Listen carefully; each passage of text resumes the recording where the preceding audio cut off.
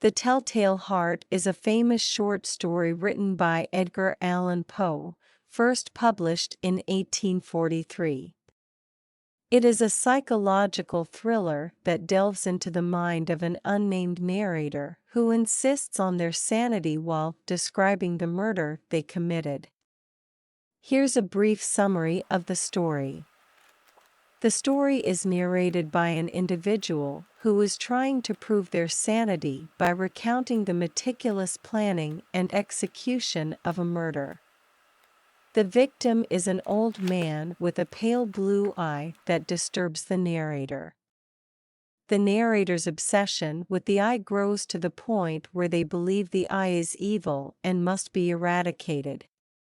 Over the course of 8 nights, the narrator stealthily enters the old man's room, but each time their fear causes them to postpone the murder. On the 8th night, the narrator's obsession reaches its peak, and they decide to carry out the deed.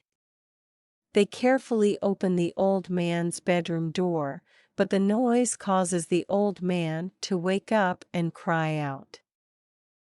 The old man's scream intensifies, and in their panic, the narrator suffocates him.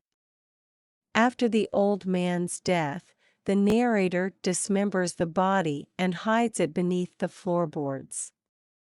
However, as the story progresses, the narrator becomes increasingly tormented by guilt and paranoia.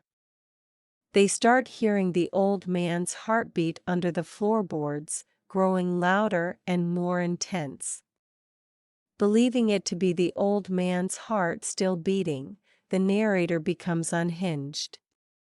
In their desperation, they confess to the murder, convinced that the officers who arrive to investigate can hear the heartbeat as well. The story ends with the narrator's frenzied claims of sanity, trying to convince the reader of their rationality even as their mental state deteriorates further.